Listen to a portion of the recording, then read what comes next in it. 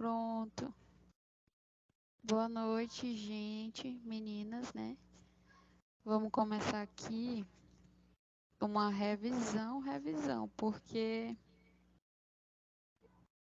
eu pensei, rapaz, eu não vou fazer nada chato pra ninguém, né? Ficar muito tempo aqui, fora, peguei o conteúdo que eu achei mais pertinente, né, dentro do sistema digestório, e bora lá. Primeiramente, vixe, não tô conseguindo, acho que é aqui. O primeiro tópico que eu abordei é o caminho do alimento. Ou seja, a primeira parte da nossa aulinha de hoje é por onde que percorre o alimento no nosso organismo. Então, ele começa a gente ingerindo ali o alimento através da boca, né? Da cavidade oral. E depois da cavidade oral, no caso, eu queria falar um pouquinho da anatomia, mas só mesmo para citar. Ninguém vai ficar PhD em anatomia do sistema digestório comigo, não. Enfim, bora lá. O caminho do alimento. Aqui eu vou falar qual é o percurso do bolo alimentar, depois que a gente ingere o bolo alimentar até a saída. Então, primeiramente, cavidade oral. Nós temos ali os limites da cavidade oral. O limite anterior, que são os lábios, né? Os dois lábios, lábio superior e inferior. O limite posterior é um chamado istmo das fauces, que é um espaço na parte posterior da boca. O limite inferior é a língua e o limite superior os palatos. Na boca que ocorre esse processo de maceração dos alimentos. Então, os alimentos tomam formas menores para facilitar a digestão. Depois da cavidade oral, é formado o bolo alimentar e esse bolo alimentar ele passa para a faringe. Anatomicamente, a faringe é dividida em 3 porções, né? A nasofaringe, a orofaringe e a laringofaringe. Só que o bolo alimentar ela só passa pela orofaringe e laringofaringe. Então, cavidade oral, faringe e chega ao esôfago. O esôfago é esse tubo que vocês estão vendo aí. A faringe eles não colocaram, mas fica para cá, ó, a faringe. E o esôfago é esse tubo aí que é dividido em 3 porções, cervical, torácica e abdominal. E é respectivo, né?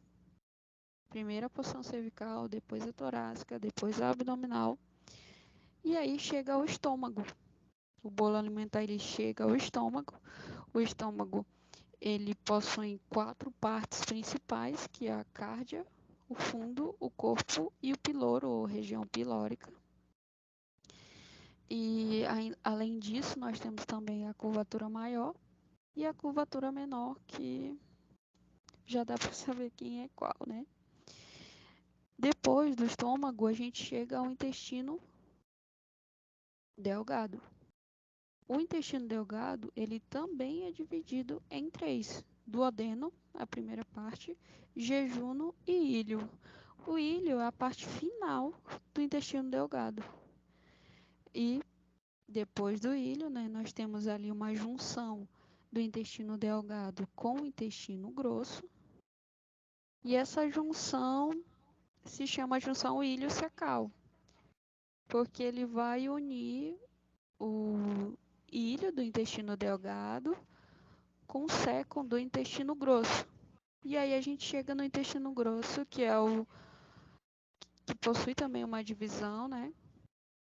Que é o cécon, colo ascendente, colo transverso, colo descendente, colo sigmoide e o reto, que é reto, canal anal e ânus.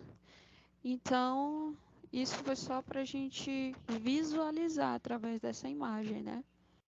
Então, nós temos boca, faringe, esôfago, estômago, intestino delgado e intestino grosso, reto e ânus. Aí eu coloquei aqui só a sequência para vocês. O objetivo da nossa aula, propriamente dito, é para a gente compreender como é que é o processo de ingestão, digestão e absorção. Eu vou tentar ser bem breve, assim, abordando os tópicos principais e é isso. Vamos lá. A primeira parte é... Espera aí, rapidão, gente.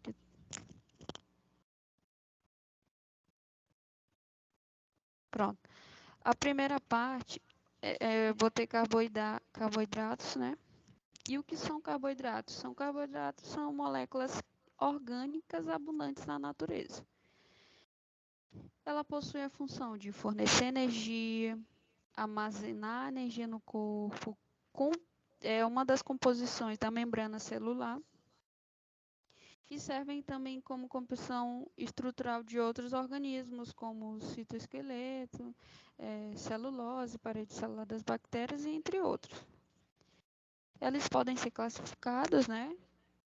Como com certeza vocês já sabem, monossacarídeos, disacarídeos, polissacarídeos, oligosacarídeos, de acordo com a quantidade de monossacarídeos que ele possui numa cadeia.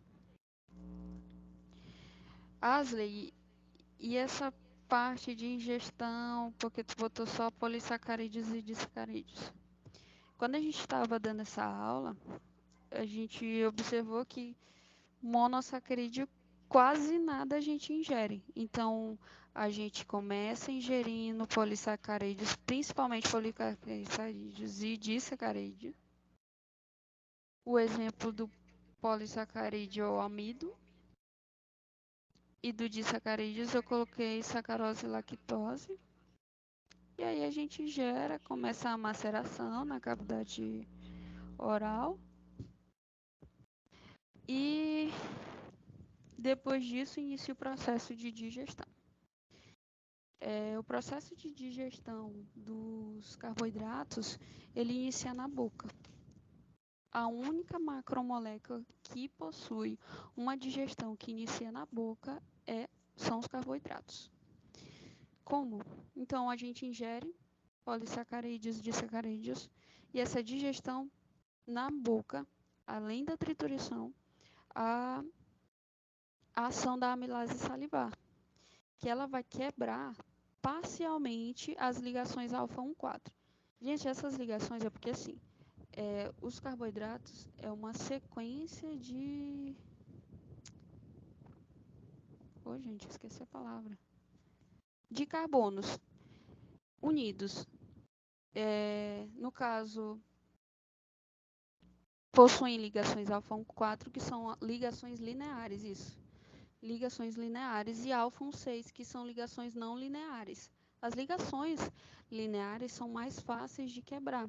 Por isso que a amilase salivar que é secretada na boca, inicia a digestão, né? No caso, inicia a quebra parcial desses polissacarídeos, só que somente quebra as ligações alfa-1,4. E aí é produzido o bolo alimentar chega ao estômago. Só que no estômago não tem digestão de carboidratos. Por quê? Porque o pH do estômago é muito ácido. E, inclusive, essa amilase salivar que desce junto ao bolo alimentar é cessada esse processo de digestão no estômago devido ao pH. Não sei por que motivo, mas essa enzima não atua em pHs muito ácidos. E aí esse bolo ele chega no intestino. No intestino nós temos a ação da amilase pancreática, disacaridase intestinais e oligosacaridase. E aí o que acontece? Você lembra que eu falei? Na boca nós temos a amilase salivar iniciando a quebra das ligações alfa-1,4, que são ligações de carbonos lineares. Aqui no intestino, ele já vai degradar, além de auxiliar a quebrar todas as ligações alfa-1,4, vai quebrar as ligações alfa-1,6, que são ligações não lineares entre os sacarídeos, certo? Ok, Yasmin. Você falou para mim que a gente ingere principalmente polissacarídeos e disacarídeos. Depois digere na boca. Carboidratos a gente inicia a digestão na boca através da amilase salivar, cessa no estômago, continua no intestino e isso gera o quê? Gera um produto final da digestão, porque a digestão é justamente a degradação de partículas maiores em menores. Então, você tem uma grande partícula, vou transformar ela em uma partícula menor. Que no caso do produto final da digestão dos carboidratos, são os monossacarídeos, frutose, glicose e galactose. Ok. E, por último, esse processo de transporte e absorção. Esse processo de absorção e transporte, ele acontece ali no lúmen do intestino também, tá, gente? E ele acontece através de duas formas. Uma, que é através do transporte ativo dependente de sódio. Ele é um cotransporte, ou seja, é um transporte que, entre aspas, você se aproveita. Ele é um transporte que demanda energia, mas como é simporte, ele se aproveita da carona. E utiliza essa proteína SGLT para absorção somente de glicose e galactose. Porque a gente vai ver agora, no caso, que existe esse outro tipo de absorção e transporte que é através da difusão facilitada. Como a gente já sabe, é um tipo de transporte que não utiliza energia. Ela usa essa proteína do GLUT5 para transportar a frutose. Além disso, nós temos também outras proteínas que transportam glicose, que são importantes. A GLUT1, que transporta para o encéfalo e para o eritrócito, tá? Transporta glicose, tá, gente? O GLUT2 para o fígado e para o rim, o GLUT3 para os neurônios, o GLUT4 para o tecido muscular e adiposo. Gente, lembrando, em diferentes tipos de célula, nós podemos ter mais de uma proteína transportadora, só que geralmente predomina somente uma. Por exemplo, no tecido muscular e adiposo, predomina proteína de transporte do GLUT4, certo? Só para vocês não acharem que é exclusivamente, mas é predominantemente. Eu coloquei aqui uma observação. O tecido muscular e o tecido adiposo são grandes consumidores de glicose e são insulino-dependentes. Por que eu coloquei isso? Porque o GLUT4 ele só vai responder à medida que há o aumento de insulina no sangue.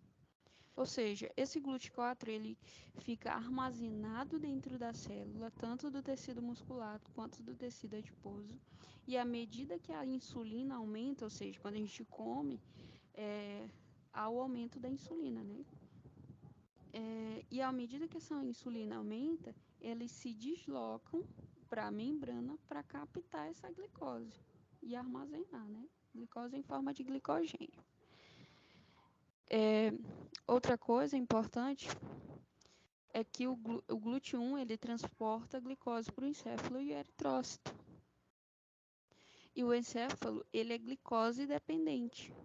Isso significa dizer que o GLUT1 ele sempre vai captar a glicose de qualquer jeito, mesmo em hipoglicemia. Sempre. E é prioridade para o organismo que leve-se glicose para o encéfalo, certo? Deixa eu ver se tem alguma outra coisa mais importante aqui sobre...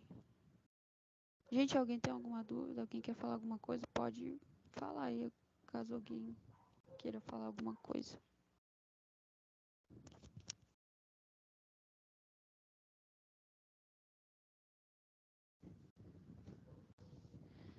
Então, gente, além disso, a gente poderia, mas eu não abordei porque eu achei que ia entrar em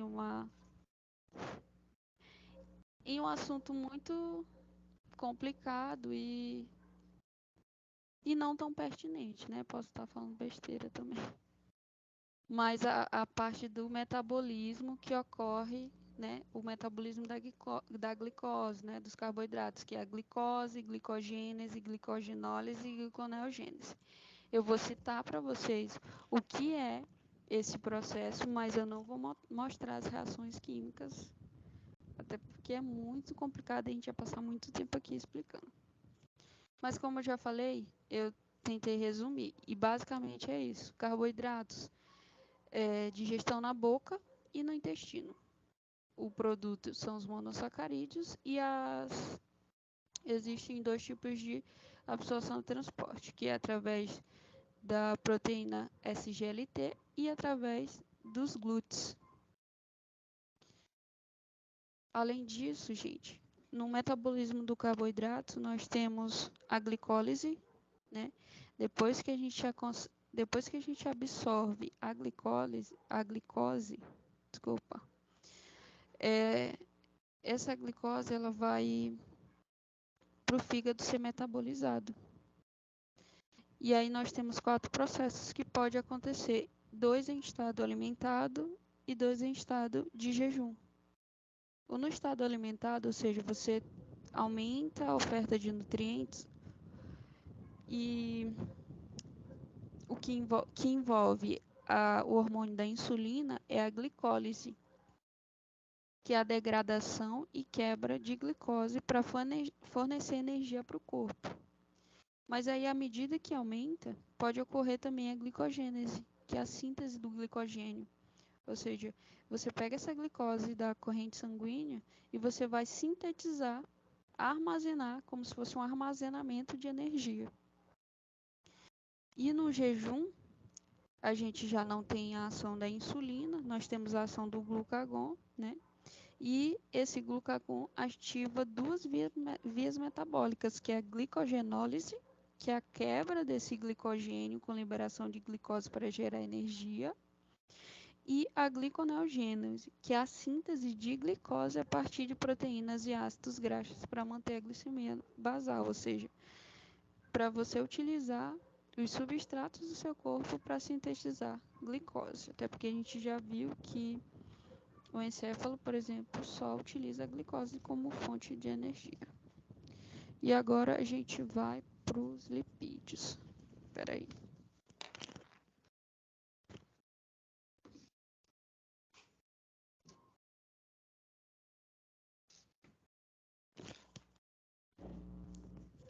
Então, gente, fiz o mesmo esquema para os 3. Ingestão, digestão, absorção e transporte.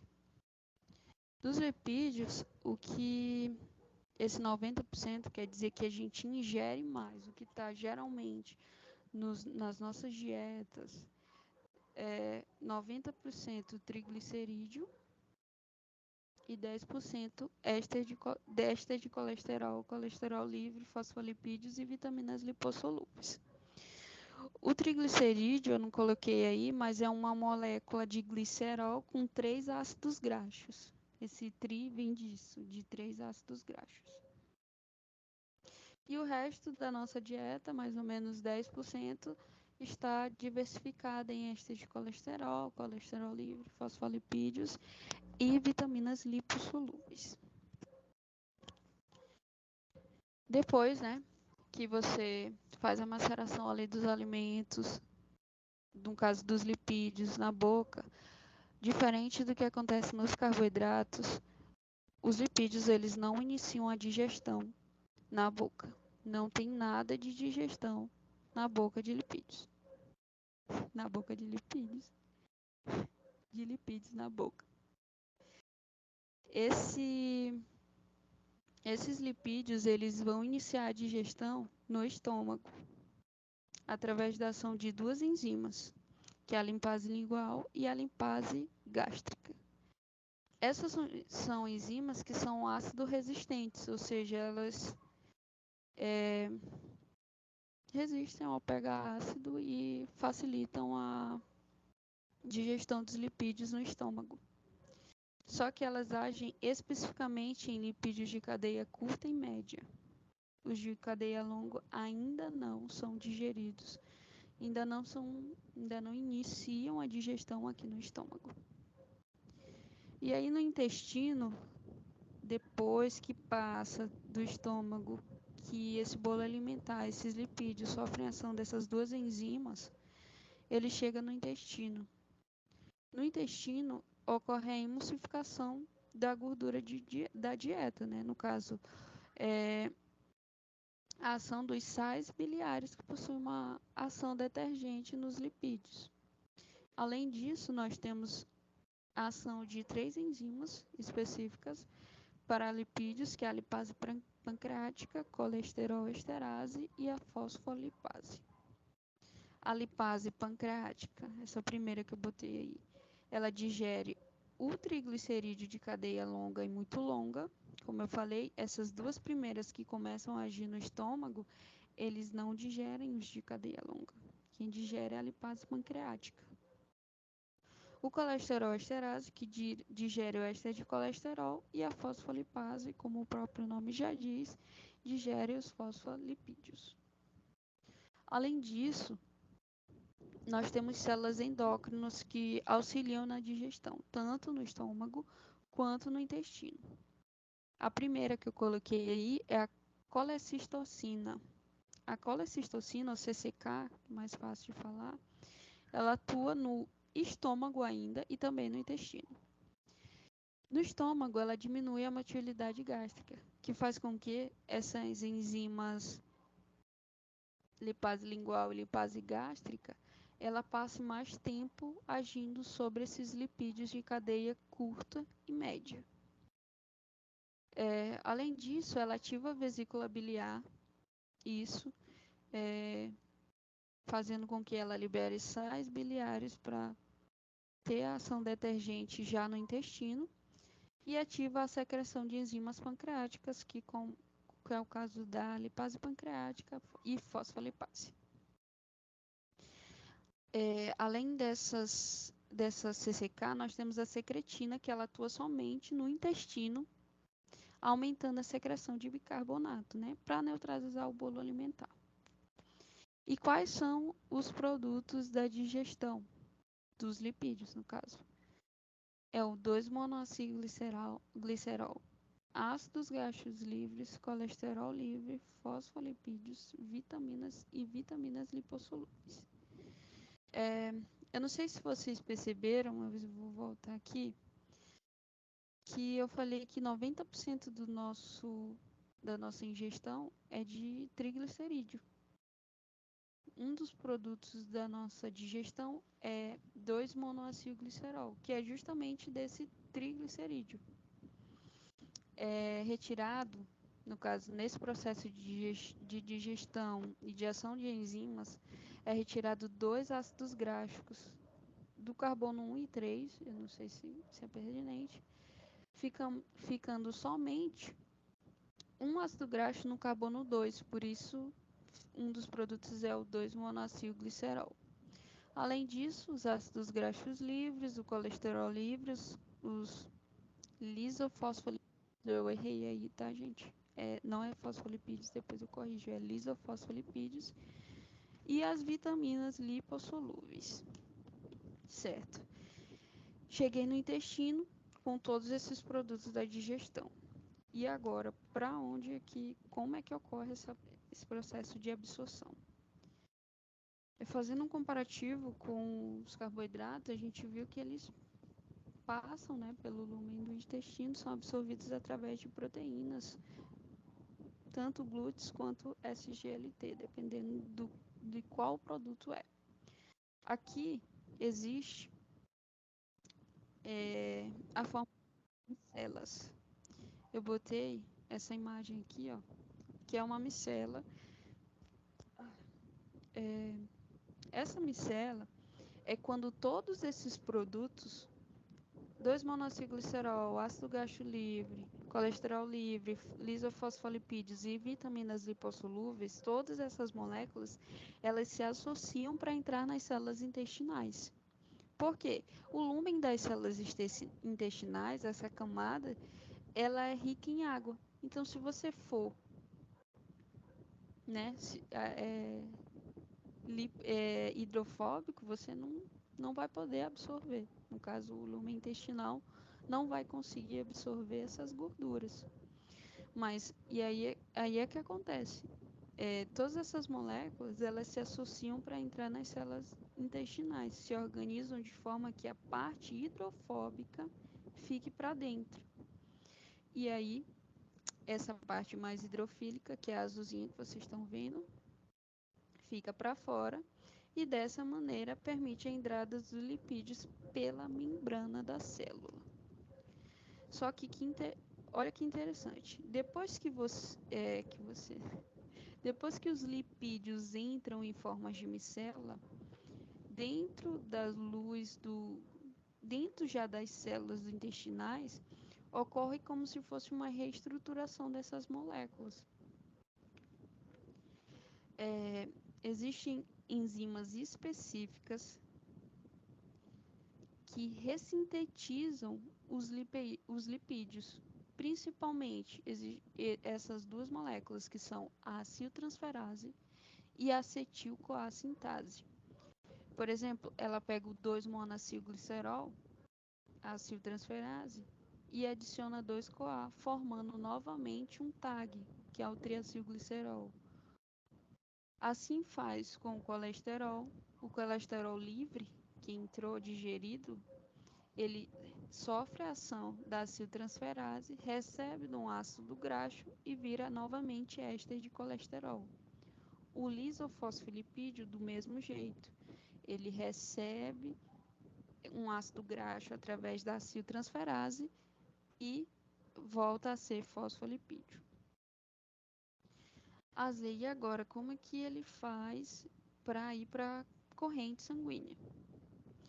Essas gorduras, elas não podem ir soltas, elas não vão soltas para a corrente sanguínea. Elas vão acopladas, não, elas vão empacotadas dentro de uma lipoproteína chamada quilomicra, que é essa que você está vendo. A quilomicra, ou quilomicrons, é uma lipoproteína que empacota as gorduras da dieta e transporta na corrente sanguínea. Ela transporta principalmente o triacilglicerol. E pode ser nascente, ou seja, você pode sintetizar, ou pode ser remanescente. Às vezes você tem uma quilomicra que já distribuiu todas as suas gorduras e aí ela volta, se reabastece e volta a distribuir as gorduras pela corrente sanguínea.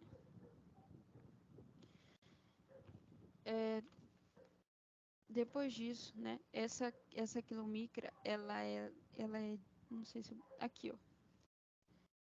Além da quilomicra, algumas outras gorduras, alguns outros lipídios, eles são carreados através da proteína albumina. Não tem aqui, mas alguns também são carreados pela albumina. E o que acontece? Empacotados em quilomicrons, as gorduras para a corrente sanguínea e outros são carreados pela albumina. Você se alimenta, você digere todos esses lipídios, é armazenado em quilomicrons, passa pelos vasos sanguíneos e aí como é que ocorre essa deposição para os tecidos propriamente ditos? Então, existe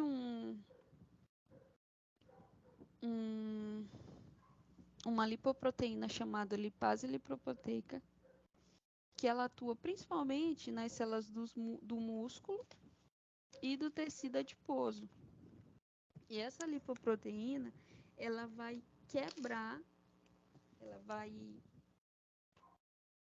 ela vai meio que quebrar e receber uma parte desses lipídios que estão sendo carreados pelos quilomícaros. Então, por exemplo, o triacilglicerol, que é o TAG, ele é quebrado pela LPL, que é a lipase lipoproteica, e aí essas células, tanto músculo quanto tecido adiposo, absorvem essas gorduras. Só que ela quebra, como eu já falei, o TAG, ele é quebrado em duas coisas, que são ácido graxo e glicerol. E para onde que vai esses ácidos graxos? A gente está vendo aí que os ácidos graxos estão indo para o coração, para o tecido extrahepático. Eu acho que aquilo ali é tecido adiposo, não sei, não tenho certeza. Mas os ácidos graxos, eles podem ter alguns destinos corretos, que é, primeiro, o tecido adiposo. Formar novamente um triacilglicerol, que funciona como uma reserva. Outros são carreados pela albumina, ou seja, quando a lipase lipoproteica ela vem e quebra essa TAG, esses ácidos graxos eles são pegos pela albumina e são transportados para outras células. Mas eles podem também ir para o fígado e para o músculo, que podem ser oxidados para gerar energia. E o glicerol? Você me disse que o TAG é ácidos graxos e glicerol, 3 ácidos graxos e glicerol, e que a lipase lipoproteica ela quebra. Se os ácidos graxos vão para esse local, o glicerol ele pode ir para o fígado para ser usado na síntese de TAG, e ele vai ser convertido nessa molécula aqui, ó, que ele vai participar da glicólise e gliconeogênese. E de lipídios foi isso que eu coloquei. Tá acabando, gente. As proteínas, né? Vamos começar agora as proteínas.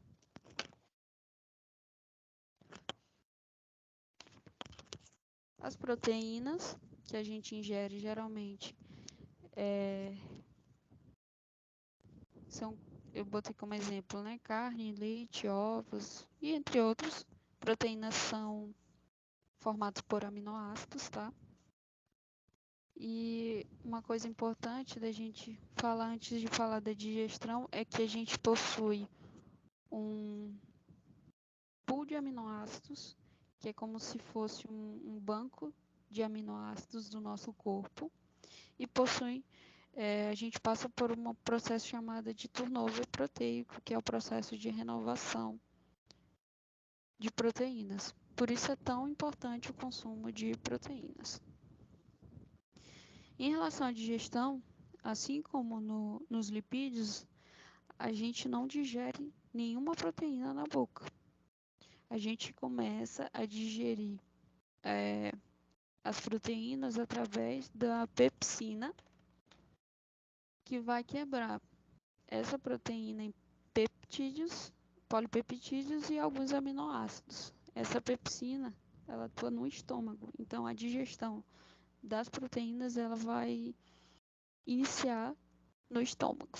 Depois segue caminho normal para o intestino delgado, onde nós temos enzimas que são secretadas tanto pelo pâncreas quanto enzimas secretadas pelo intestino. Então, pelas células, né, no caso do intestino. E as enzimas secretadas pelo pâncreas são a tripsina, quimiotripsina, elastase e carboxipeptidase. Elas vão atuar principalmente na digestão dos oligopeptídeos e alguns aminoácidos. E as enzimas do próprio intestino, secretadas pelas células do próprio intestino, que é a enteropeptidase, aminopeptidase, dipeptidase e tripeptidase. Mas quais que são os produtos da digestão das proteínas. Como eu já falei, as proteínas é um conjunto de aminoácidos, então 40% do que a gente ingere, o produto é aminoácidos, e 60% é de peptídeos e tripeptídeos, que ainda é uma forma um pouco maior de aminoácidos.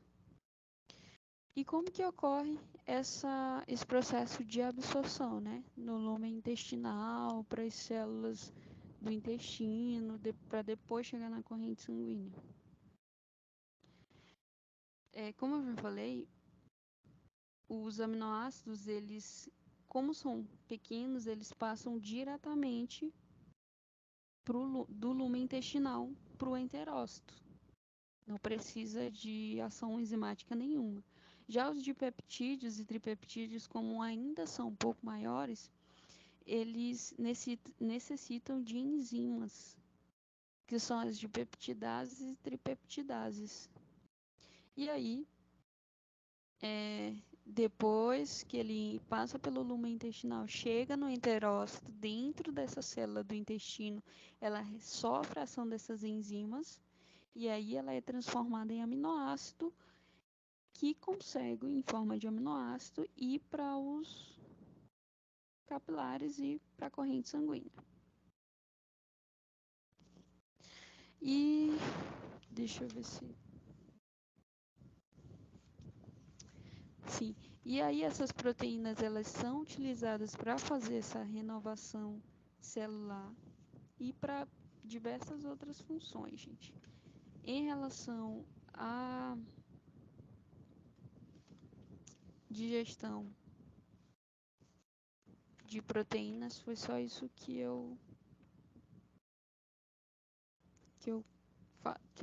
isso que eu queria falar para vocês.